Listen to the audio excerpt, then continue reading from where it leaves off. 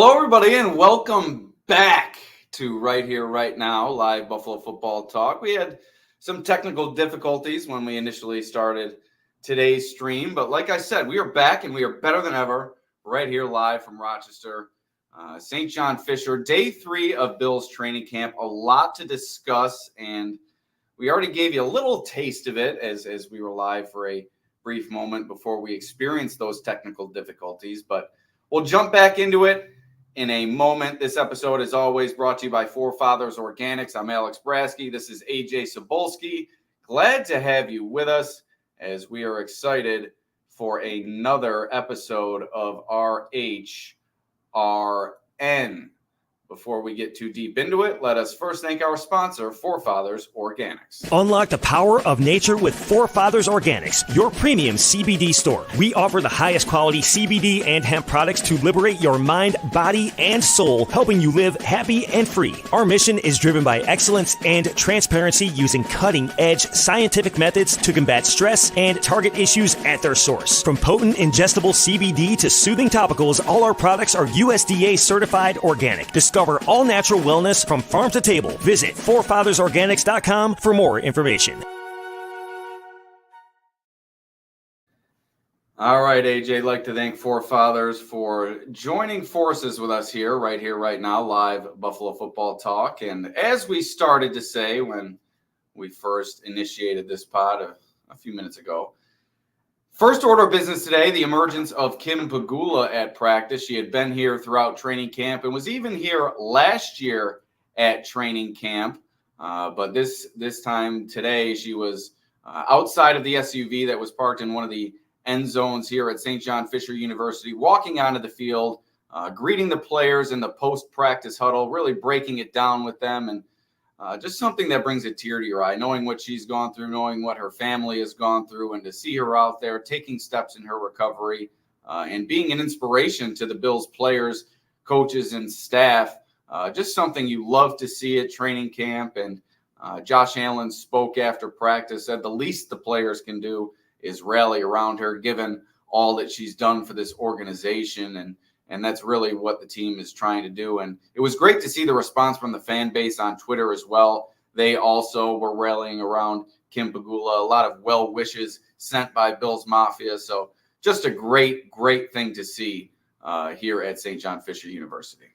Yeah, great day for the Pegula family. I'm sure it's great to see Kim out there, breaking it down and doing what she probably has been aiming for a while and getting back out there. And it's a great thing to see. And I'm sure, the players, the coaches, everyone, the fans, everyone is just so, beyond happy that Kim Pegula is back out there. She means so much to this organization, this team, this community. So, to get her back out there, definitely an emotional, but happy at the same time. And another happy element of today's practice, AJ, it was your first day covering the Bills as a member of the credentialed media. An exciting moment for you, something I'm sure you've been waiting to do for a long time. What did you get out of today? Any exciting experiences that you can recall specifically? And just your overall experience today here at training camp at St. John Fisher University. Yeah, just looking forward to it. And again, thank you for giving me the opportunity to be here. And you've earned it, my friend. Grateful. So, I just taking it all in and, kind of what I expected, because I've been looking forward to this and hoping I could get to this point for a while, and obviously more room to grow and more places to get to. But I'm living in the moment, grateful for it. And it was just a great day. Felt like I was where I belonged. I felt like I, was capable of doing it. So to get out there today, get some takeaways, watch the Bills practice, write them down, take some, some video of them. Just good to see the Bills. And like I said in the previous pod that ended abruptly, the last time I watched the Bills play was the Chiefs game. So to see the turnover, to see the new, see Bobby Babbage speak, Curtis Samuel, Keon Coleman, and Taron Johnson, after practice, it was just all in all a good day for me. And another positive takeaway from today's practice, the team remaining fully healthy, all 91 rostered players out there on the practice field participating in full capacity. We saw Chase Claypool go down day 1. He returned day 2. Cam Lewis went down day 2. He returned within day 2 and was back out there on day 3. KJ Hamler pulled his hamstring, it looked like. but it does seem as if he's okay and he got out of practice all right. So that's another positive takeaway. The Bills are 100% healthy, and it is early in camp. We're not expecting players just to start dropping like flies or anything, but knowing the injury struggles that this team has dealt with over the years, it certainly is positive that after 3 days of training camp, their full complement of players still available. Yeah, good to see the team healthy still going into day 3. KJ Hamler had a little bit of an injury scare, got tangled up with Terrell Bernard early on in practice, but obviously he was able to return in okay and seemed to showcase some of his speed and his ability throughout practice. And he was targeted a few times. I think he came down with a reception. So looking forward to, KJ's progress and just, again, the overall health of the team is very important, and it's a very good sign. On the defensive side of the ball, that side really stole the show at today's training camp practice. A few interceptions toward the end of team drills, Josh Allen being picked off thrice by the Bills defense. The Bills offense started hot during 7-on-7, a number of big catches and touchdowns, but during 11-on-11 work, it was really the defense showing out. The first of 3 Allen interceptions secured by Taylor Rapp, who camped under an overthrown ball intended for wide receiver Mac Hollins. And then Allen misfired again, this time overshooting Marquez Valdez-Scantling before Christian Benford came over to snare the interception. Then finally a miscommunication between what appeared, from my vantage point, to be between Allen and Keon Coleman that resulted in a Kyer Elam interception. He stepped in to secure the pick before returning it for a touchdown. So some sloppiness for Josh Allen and the offense today, and some big moments for the defense. Kind of an iron sharpens iron situation. Both sides of the ball had their moments, but I'd say the defense stole the show. Yeah, I think Allen definitely had more trouble going through his progressions at times in terms of finding guys open. It felt like he was almost second guessing himself, and it caused some havoc for the offense in terms of, I think they had, again, some trouble getting in a rhythm today. I think the rhythm just wasn't totally there. On the other hand, I thought the defense, the DBs were in the right spot at the right time. Mike Edwards had almost a near interception in an earlier team drill. Taylor Rapp comes down with the pick, being in the right spot, and an overthrow from Allen to Matt Collins. You have MVS on a deep post route down the middle. That I thought MVS broke free, but Benford, great recovery speed. I think he kind of grabbed his arm, so you probably might have called the pass interference there, but nonetheless made the play. And then Elam, again, being in the right spot at the right time. Like you mentioned, the miscommunication with Allen and Coleman there. So, overall, I think it was a back-and-forth day. The offense during 7-on-7, which, again, that tends to be an advantage for the offense of 7-on-7 because no tackling, no pads at this point. And no pass rush. Right. So it gives the offense a little bit of advantage, but the receivers were getting open and doing a really good job. So all in all, back-and-forth day, but I think for the team portion, if we're talking about 11-on-11, I thought the defense, whether it was Ed Oliver in the backfield, Matt Milano making a good play or a DB making a nice breakup, I thought the defense overall won the day today. Yeah, maybe a slow start for the defense the first 2 days, but really came alive today, particularly toward the end. And much of the defensive unit, the starters remain the same. Matt Milano out there. We did see Dorian Williams mix in with the first team as well. More on him later. But the big news on defense was the rotation at safety continued today.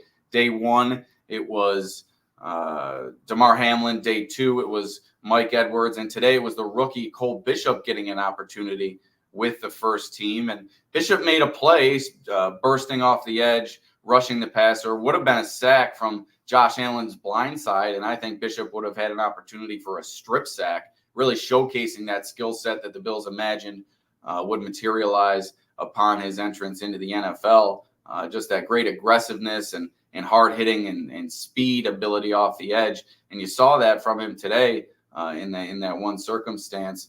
So Bishop being thrown into the fire, getting an opportunity in this safety rotation, and it looks like it's going to be a 3-man rotation throughout training camp, at least the early stages, to determine who's going to be the second starter beside Taylor Rapp, who's remained a starter through the first 3 days of training camp. Yeah, before I get to that, breaking news from Adam Schefter, Tua Tagovailoa signs a 4-year, $212.4 million contract extension. So Bills fans, I'm sure you're happy about that. Maybe the rest of the league's happy about that. Some people question what Tua can do. Can he really elevate that Dolphins team? So big news in the AFC East with Tua and his contract and that progress. So he's into a deal. But going back to the safety room, I think it's good to see what Cole Bishop did today in terms of getting to the quarterback. I thought coming out of Utah near the line of scrimmage, attacking those gaps, I thought that's what he did best. And to see that today where he had the opportunity to, get to the quarterback is a really good sign for Bishop. And like the middle linebacker position, we're really gonna see, I think, truly a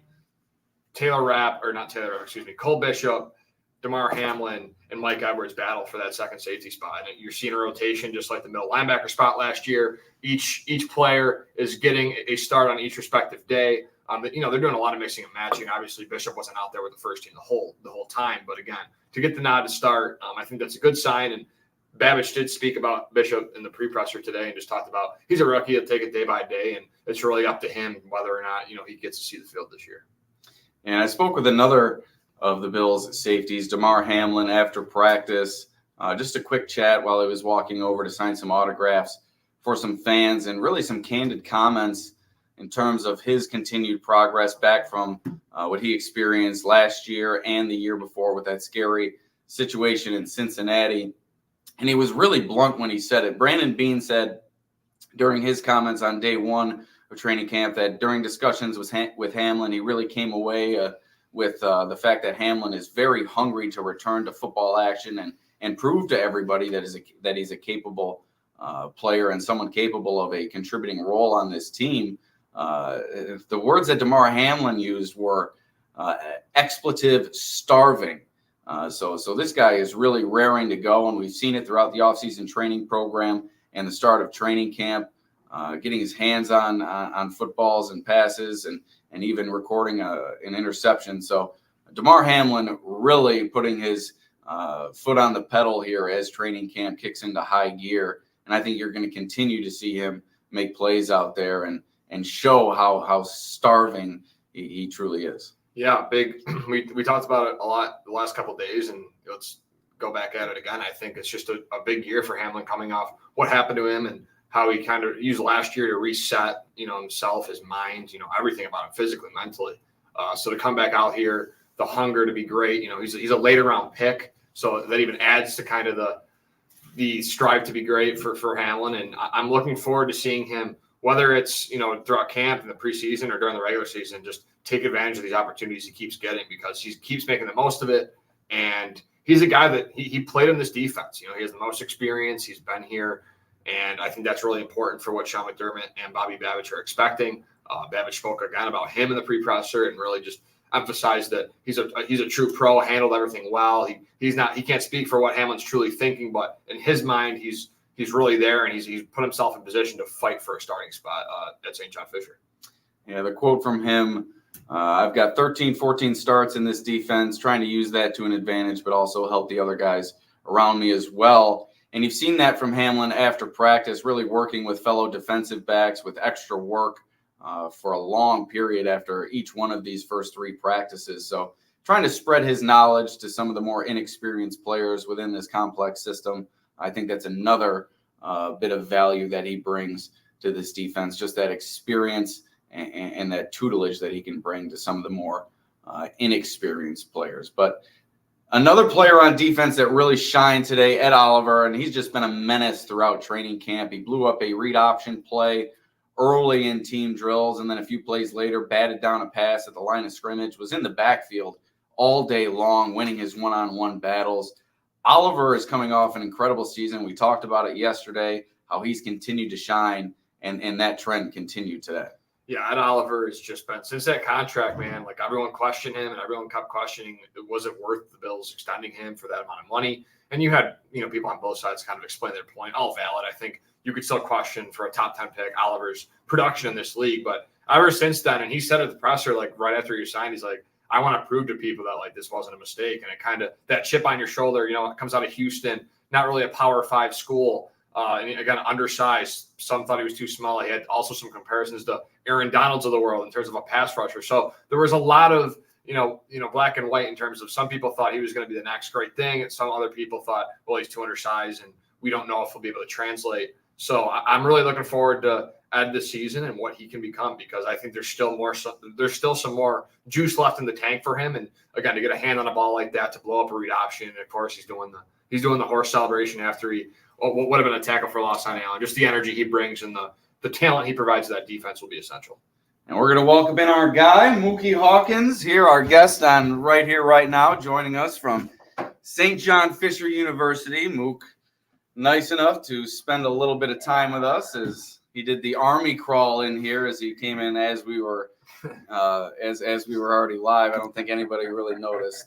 But Mook, we're talking about the defense and their big day today. And the next player that we were going to discuss is Dorian Williams. He was out there with the ones today. Seemed to really fit in well, especially in coverage. I think somewhere he struggled a little bit last year, but really starting to pick up his responsibilities and starting to showcase his ability in this defense. Yeah, he looked real comfortable out there. It kind of makes you go back to that Kansas City game where, he was getting picked on a little bit, but now it's just like the game, slowing down for him, and he was able to make some plays to get his hands on a few balls that was thrown his way. And AJ, your perspective on Dorian's day, a player that coming into last training camp was reported to have a chance at the middle linebacker job, never really materialized. He was kind of pushed aside almost immediately, but was kind of laying in the weeds all season, kind of learning his role and really seems to be putting that experience to good use to start this training camp. Yeah, Mookie and I were talking about this before we went live on air, and just how we enjoy the combine and the Senior Bowl because we get to talk to guys before they, make it to the NFL, and then if they go to the Bills, you kind of get to see them kind of live their journey out and live their dream out. Well, Dorian Williams was one of the guys I was able to speak to at the combine a couple of years ago, and a guy obviously I'm always rooting for because he was when I got stranded in an airplane going to Mobile for my first ever time. I got stranded in Mobile. And we watched Dorian Williams film. This kid I met along the way, he's now a scout at Florida International, so shout out to him. But regardless of the situation, we just talked about Dorian Williams and his opportunity as a Bills linebacker and what he could be. Tremaine Edmonds, is he going to be re-signed? Is he out? So I think Dorian today just really, again, showed energy, but also just in coverage. Like he was just sticky. Bobby Babbage, the energy that he showed to Dorian. And I think it's about getting his confidence up because he's coming off a year where he was getting pulled off the field for AJ Klein and a Terrell Dodson. So a young guy with an offseason to kind of get his body right and learn the playbook even more and know where to be. I think he was in the right spots today, and that's a trend upwards for, I think, a linebacker 3 spot with you got Nicholas Moreau and Deion Jones, 2 veterans in this league that have been consistent, really fighting for that linebacker 3 role behind, Matt Milano and Terrell Bernard. Anybody else stand out to you today, Mookie, on the defensive side of the ball? We've talked about Ed Oliver, how he's been a menace throughout camp. Matt Milano still coming along. We talked about the interceptions that were made. Maybe you could elaborate on something, or anybody else who stood out to you today at camp. Greg Rousseau.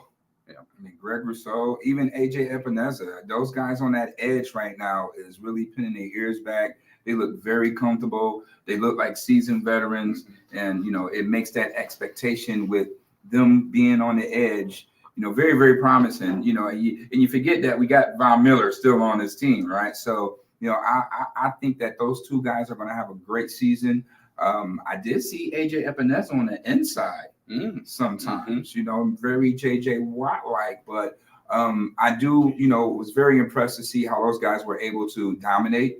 The line of scrimmage today, Kyer Elam picking off Josh like it was OTAs again, I like those guys. And Dwayne Carter kind of surprised me how he was beating up those right guards in a few sets today out there. So, yeah, I saw Dwayne Carter after practice interacting with some fans. And those Flintstone water buffalo hats that a lot of the fans wear? Yeah. They made a custom one for Dwayne. It had his number 90 on one of the horns. He was interacting with an entire group that were wearing the hats. They were taking photos and everything. And he kept the hat on like all the way out. He continued to sign autographs for like 5-10 minutes afterwards. And all the way to the locker room, he kept the hat on.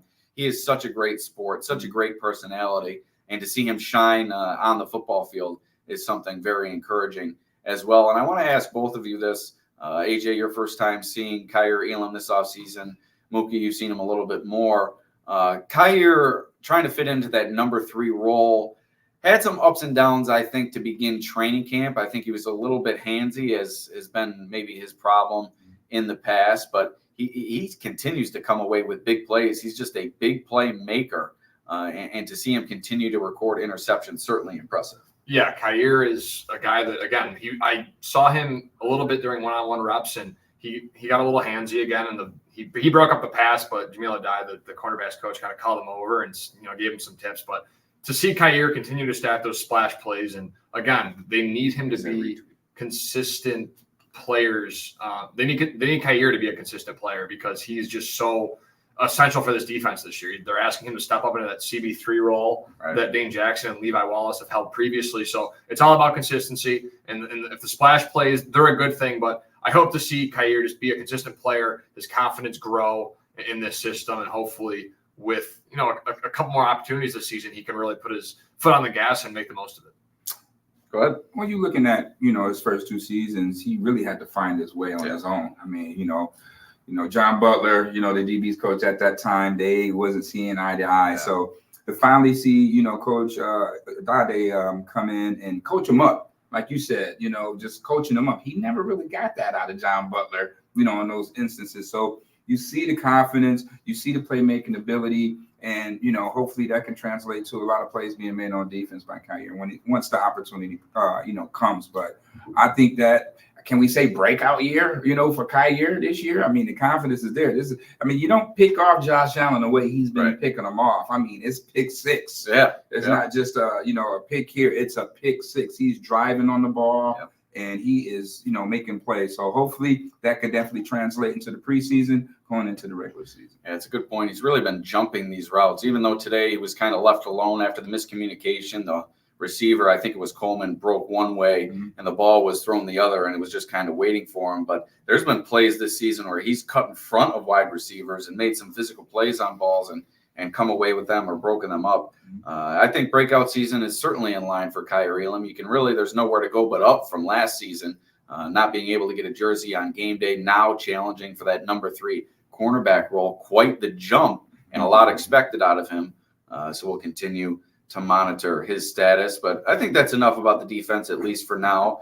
It was a really solid day for the defense. And as we said, I think they stole the show. But there were plenty of fireworks from the offense, particularly early on. And we had a number of big catches early on. You had the back shoulder throw to Dalton Kincaid. He's been so impressive, just catching it at all levels of the defense and in all different areas, at his feet, right at his chest, leaping up, the back shoulder catch. It's just been so impressive to see Kincaid flourish out there. And then he had Keon Coleman come down with what was really a perfect throw from Josh Allen. Rasul Douglas in coverage. Coleman caught it down the seam and ran it in for a touchdown. Chase Claypool, a toe-dragging catch that I didn't get a great look at. Maybe AJ can tell you more about that. Dawson Knox with a reception during early 7-on-7, and Khalil Shakir beat Cam Lewis deep down the right sideline. So a 5-for-5 start during a quick 7-on-7 period for Josh Allen. That really set the stage for a hot start for the offense. Yeah, Dalton Kincaid is just his ability, and it translates. That you saw it at Utah and you see it now. His ability to just identify leverage, nowhere to be on the field is just exceptional. And like Joe Brady said yesterday at his pre-presser, he goes, Dalton Kincaid can beat you downfield too, because he was asked a question about where's the downfield threat of this offense, because there's a little maybe concern about that. And he thinks all these guys can do it. There's not really one person that can't. Coleman, Samuel, Shakir can do it. So I think Kincaid's ability to just identify defenses before he's even the ball snapped, know exactly where to be, know where to go. Allen and him being on the same page, building that chemistry. He's just an exceptional football player, and his IQ, although his talent's there, I think his mental part of his game is just a step above all these guys. And you pair that with his quickness off the field and his ability to catch the ball and understand where to go. It's truly astonishing to see him just, again, every snap being open and Allen just finding him and putting on the money. Well, offense, I'm still in awe because I like how, you finally really get a chance to see Joe Brady's offense. Throwing into the fire mid-season, you really didn't get a grasp of Joe Brady because it was still remnants of Dorsey. Now we seeing, a little bit more of Joe Brady's style. We seeing receivers going deep. We seeing receivers going intermediate. We seeing receivers going short. So Josh has a full progression to really go through now rather than just bombs over Baghdad with Dorsey, right? So, and then I like the variations of the personnel groupings. Yes. The Bills are going to have so many mismatch problems because of the weaponry that Josh Allen has. I mean, you got Dawson Knox and you got Kincaid, so that's 2 tight ends. So that's going to leave defenses in binds depending where they line up. I can't tell it all. And depending on where the wide receivers line up. We've Right. seen all these wide receivers line up pretty much at every single spot along the outside in the slot. Mm-hmm. So I think you're spot on. Yeah, absolutely. Then let's not talk about the running backs too. We have receiver and running backs, so pick your poison. I mean, you can spread James Cook out. You can have, Curtis Samuel back there, or, vice versa. So Ray Davis has been shining in the passing game thus far. Absolutely. So a lot of weapons for Josh, a lot of athletic weapons for Josh. This is probably the most athletes he's had, in his career here as a Bill. Yeah, I think definitely the deepest wide receiver core. Maybe they don't have that elite talent, a Stephon Diggs, and what Gabe Davis was early in his career. It still remains to be seen if Keon Coleman can kind of replicate that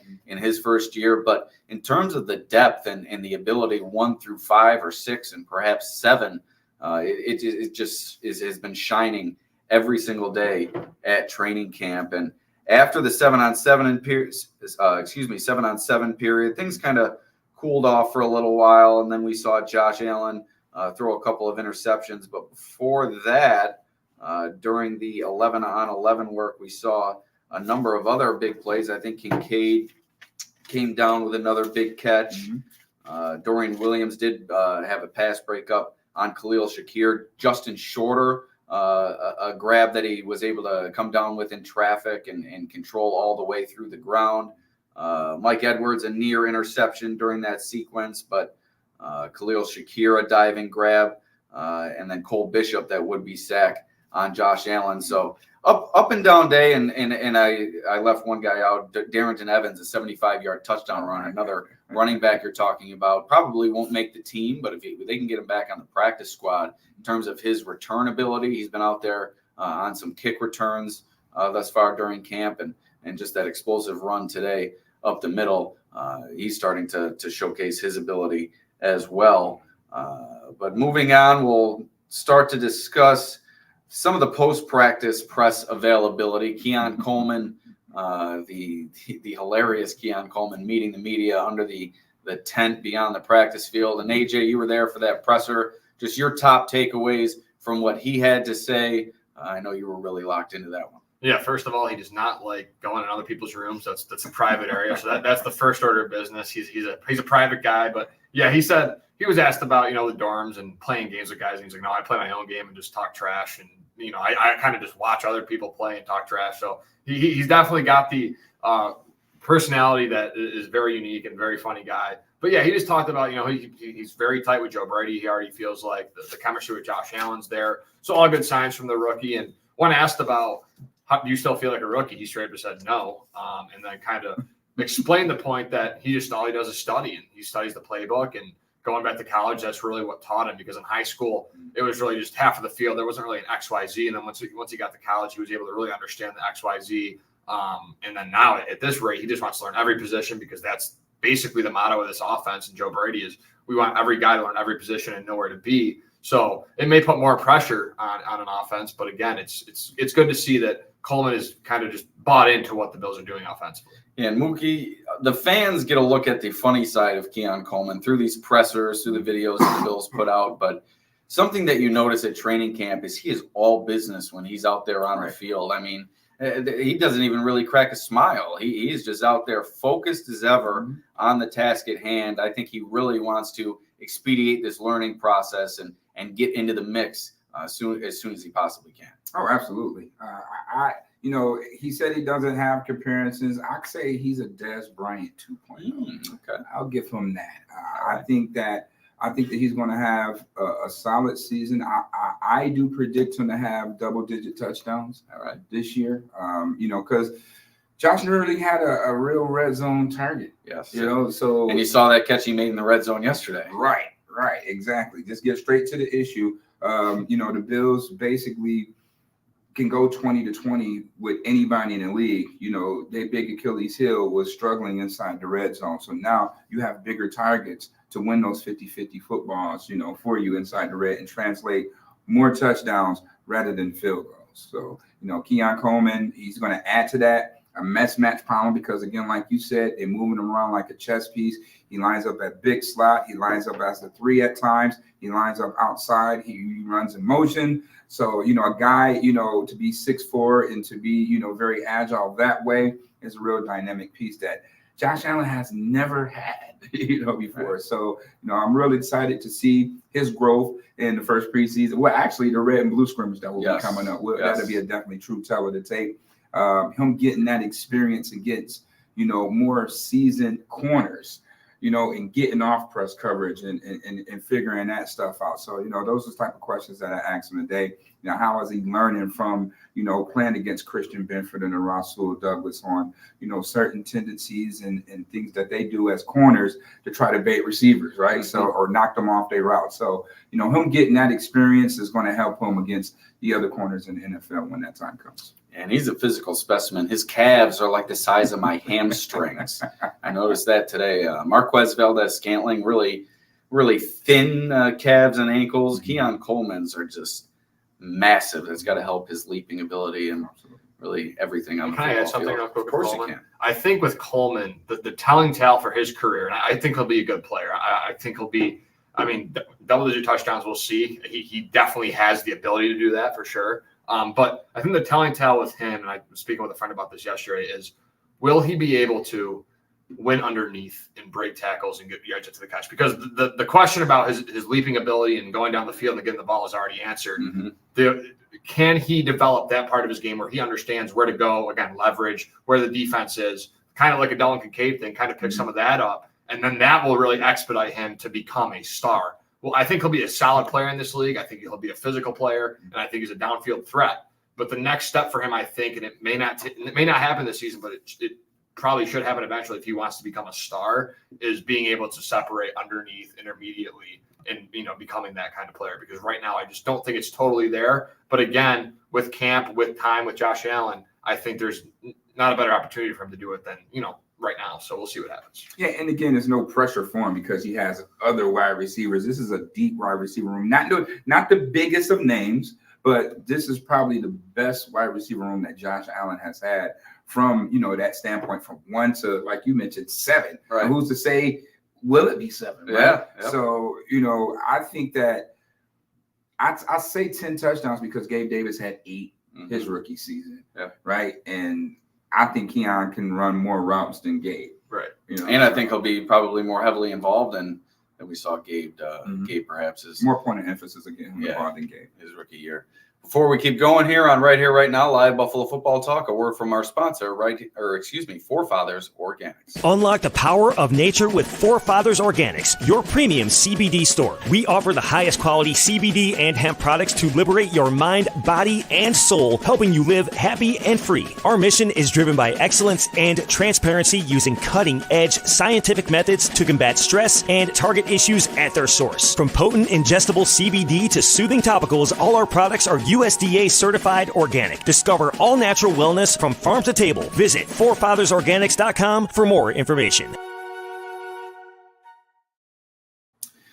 All right, a couple more takeaways from the practice field. They've done a lot of rotating, have the Bills, with the first team. We talked about the safety rotation, the edge rotation. Dewan Smoot once again participating with the first team today, and he's looked pretty good out there, returning from that Achilles injury with the Jaguars, and I've been impressed with his burst off the edge and really not showing any lingering effects, the buzzword that I've been using throughout camp from that injury. But one position that they have not done much rotating at in terms of the starting lineup, offensive line. A lot of talk about Cedric Van Pran Granger, La'el Collins, Will Clapp, or any of those players in line to challenge for a starting role. By all accounts and all appearances now, that is not to be the case. It appears the Bills are settled in on their 5 starting offensive linemen. Perhaps that could change as training camp goes here, but typically when you see the same 5 players line up time after time with that first team, it's telling you something. Yeah, I mean, even when, I got locked in when the O-line and D-line did those one-on-ones, you had to see the tail of the tape. And another name you didn't mention, Dave Edwards, left guard. I'm trying to tell you right now, Dave Edwards with Deion Dawkins over there. That is a hell of a side over. That's a big left side over there. Yeah. So, he definitely, if he keeps that up, he could be a guy that could definitely be a Pro Bowler. The center, right? Connor McGovern. Yep. You figure what we would do. How is it going to be, when he's going up against, a 3-tech and snapping the ball and maintaining that block. So, he kind of answered that question so far. And I think we've only seen one bad snap from him. Mm-hmm. I think it came yesterday, a low snap at Josh Allen's ankles. Other than that, he's been pretty flawless. Yes. And, Spencer Brown looked good until he went up against Rousseau. Yeah. That's the only thing. That's probably like his kryptonite right now. It's Greg Rousseau. Other than that, Von Miller beat Spencer Brown earlier in the week, and I saw a rep between them during team drills where Von put a good move on him, and Brown was able to kind of resettle himself and hold the block. So definitely some up and down for Brown throughout this. He's had some challenges going up against Rousseau and a Von Miller, who I think is starting to show some signs as well. Yeah, I mean, they do got some quality depth pieces when you look at that. Nobody that really is going to crack that first unit, out of that. But I do like the quality depth. Richard Garage, he had an awesome day today, especially on one-on-ones. He had some good key blocks to spring some good runs out there during 11s. So they do have some quality depth pieces. You got, Vandermark. He's solid as well. You got Alec Anderson, another interchangeable piece that could play center and guard. So those quality depth pieces up front is definitely a staple to this Bills offense that nobody is really talking about. Yeah, and I think the Bills were really intentional with that whole Connor McGovern, David Edwards thing. A lot of people questioned it, especially with Cedric Van Granger being selected out of Georgia in the 5th round. And I think many people questioned that, but the intent and the intention always was, McGovern at center and Edwards at left guard, that you see no really mismatches with the first unit there at offensive line. And look, when Connor McGovern spoke, and again, I think this answered all the questions I had about the situation, is, he was so excited to play center and play his natural position is what he said. So I think Connor McGovern, the offensive line, I think in general looked good today. Now, obviously there was like some free runners. Dorian Williams got in one time free. Cole Bishop obviously got around the edge at one time, but for the most part, the offensive line I think has done a good job. And the defensive line has too. I mean, they've got hands on the ball, gotten pressure on Allen. So I think it's been a good, tug of war there between the O-line, D-line, which is what you want in training camp. Yeah, and that's what we saw today. I think it was a prime example of that. The offense having its moments, the defense having its moments. And I said this to AJ as we were walking off the practice field. While on one side of the ball or the other, you're never happy when the other side gets the better of you. If you're looking at it from a holistic perspective and from Sean McDermott's point of view, you have to love what you saw today. Both sides of the ball showing that ability and making big plays. That's what training camp is for, kind of that battle between the two sides of the ball. You never want to see one side dominate the entirety of it. The last takeaway that I have from practice before I open it up to you guys, Tyler Bass, a perfect 5 for 5, 6 for 6 on his field goals. AJ, do you have the distances? He started in close, I think around 30 yards, eventually went out to 50. And Bass struggled a little bit during off-season training program. You saw the reports of him going, I think it was 3 for 8 one day after a 7 for 7 day the time before. But today it was another perfect day for Bass with Sam Martin as his holder. Yeah, so Bass hit from 32. I got a little bit too. I didn't have the great vantage point, but from where I was, 32, 32, 41, 43, 46, and 50. So all 50 and below, but again, 6 for 6, a good start and a positive sign for Bass, a guy who, again, a lot of pressure on Bass, I think, going into this season. You look at how he ended last year. So a good response from Bass to make 6 of 6, and Sam Martin is the holder. Also a good sign to see that kind of connection for the potential starting punter spot with Sam Martin being there, to see that kind of go. So because Martin was the one when Bass was 3 for 8, Martin was the holder, while the 7 for 7 day during the offseason, it was the undrafted rookie Jack Browning. So to see Martin and Bass combined for a big day, that's certainly I'm sure is sitting well in Martin's mind. Right. So there's just, again, a lot of pressure on Bass, but to come through in training camp on day 3 is a good start for him and hopefully a building block. Can we say some pressure for Sam Martin as well? Browning can hold. When Bills brought in the punt guy, that was the only knock. Can he hold, right? Browning can hold, and he had some solid kicks, there towards the end. And also experience kicking off does Jack Browning, so that could play into him making the team potentially as well. Well, let's not forget that Sam Martin do carry 2.3 guaranteed. Right. But hey, if the Bills can get rid of Stephon Diggs and carry a $30 million cap hit, what's $2.5 million? Right. All right. Ajay Cybulski, Mookie Hawkins, Alex Brasky, Right Here, Right Now podcast, sponsored by Forefathers Organics, live in Rochester at Bill's training camp at St. John Fisher University. A great start, 3 days, a day off on Saturday. We return on Sunday. AJ, your first day covering the team as a member of the credentialed media. We asked you to begin this podcast, but why don't you give us maybe some takeaways that we haven't mentioned here from whether it be the practice field itself, just being on the other side of the fence. What did you see out there? What did your ears tell you? Just your experience from today. Yeah, I think going back to the Curtis Samuel presser, I think he spoke really well about kind of his usage and what he expects. He said he had ultimate trust in Joe Brady. Again, they're kind of rekindling what they had back in Carolina. So getting on the right foot with him and really just he wants to be everywhere, whether it's in the backfield or in the slot or at the X, wherever he really wants to be. I think he's just going to be a do-it-all tool guy, which I think the Bills have tried to emphasize with the Isaiah McKenzie's and the Deontay Hardys in the past. Didn't get the most out of them, so they go and spent some good money on a free agent, Curtis Samuel, who has that experience. He'll be 28 next month. So, again, he's going into his 8th season in the NFL, so a lot of experience. But, yeah, all in all, a great day, beautiful weather. Again, the fans were great, and it was a surreal moment for me. And, yeah, I'm just, looking forward to this Bills season and see where they end up in this really competitive AFC. Did you get any shout-outs from the crowd? Anyone recognize any of your buddies? No shout-outs from the crowd. Better that way. You being down there 7 foot. I know. Shout out from the crowd. That's what I'm saying. Yeah. That was the only thing I had to get through when we brought in AJ to the sports department at the Batavia Daily News. I'm 5'8" on a good day, and bringing him in and knowing that I was going to have to walk alongside him at all these events, that definitely worked against him.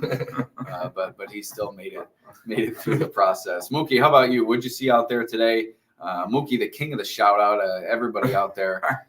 Mook man! I get a few people. I saw a few of my buddies I went to high school with.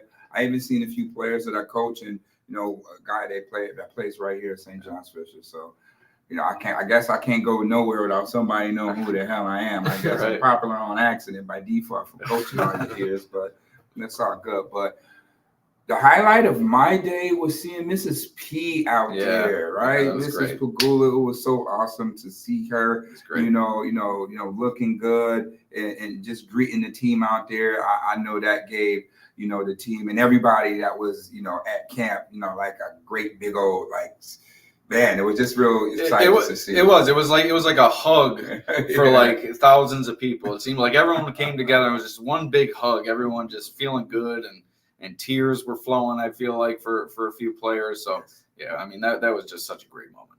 Absolutely. So, yeah, that's what I take for camp. We are off tomorrow. Yes. Any plans tonight, Mook? You going out in Rochester? You headed back to Buffalo. You said you might have some plans to go to Syracuse. What do you got planned tonight? Tonight, I'm going back home. The Bisons are playing. All right. So, I may get a little glimpse of that. But after that, it's just downtime.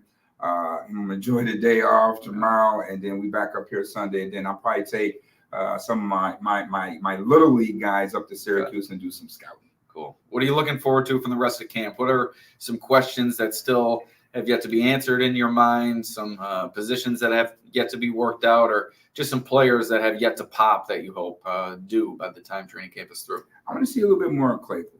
Mm-hmm. And KJ Hamler, because that's your 6-7 battle, right? I want to see more of that. Who's gonna show me that they're really 6 and 7? I still feel that KJ Hamler and Chase Claypool are still like 6A, 6B is really not a 7. There's nobody really pulling away from that 6 spot, right? So I'm really trying to figure that out. Like who's going to really show themselves as that 6 guy. How about you, AJ? What are you looking forward to from the rest of camp? You'll be back out here down the road, but some questions that have yet to be answered in your mind, perhaps. Yeah, I think it's just for me that the safety position is still just the looming question. that's just the big thing for me. What do they do there? Who takes the responsibility? Does Bishop actually have a chance? We'll see if he gets another opportunity next week to get with the ones. But yeah, I think it's just that safety position. Again, just the concern at the edge. I know Rousseau and Appanessa have flashed, but I just wanted to see them consistently do it. And maybe that won't be till the regular season where we can really truly see that. Mm-hmm. But just that edge room with Smoot. Babbage was very fond of Smoot. Said he's an old, he was trying to say, like an old school kind of guy, a football player, that energy he brings to the room. So just Smoot, Toolhill, who wins that kind of battle? And Javon Solomon, I think, had a nice rush today against a third-team offense. So he was flashing a little bit. So just that the end room and safety room for me are the two biggest questions, and I think concerns. So that's probably the question marks for me. Yeah, you touched on what I'm looking forward to most as training camp progresses here. I can't wait for the pads to come on and to see these guys in the trenches start to do their work. We saw some one-on-ones, as Mookie mentioned, the offensive, defensive linemen going at it today, but it's nothing near once they get the pads on and you see them in those one-on-one situations. And that's where the men are separated from the boys, and that's where some positions start to be decided along the interior. I'm interested to see if Javon Solomon, at his size, can be a contributor and someone who can develop into a pass rushing specialist. Whether or not Gable Stevenson has any chance in this league at his size. And then to see some of these depth guys on the offensive line, a Cedric Van Pran Granger, who has plenty of accolades coming out of college. Interested to see him start to mix it up and just that starting five offensive line truly start to be tested in some full contact situations. And just can't wait to hear the pop of the helmet, the pop of the shoulder pads. And it's good to see football being played, but we still truly aren't there until you, like I said, start to hear the pop of the pads coming up here at St. John Fisher. But for Mookie, AJ, my name is Alex. Thank you for joining us right now, live Buffalo Football Talk, presented by Forefathers Organics. We will see you next time. Peace out.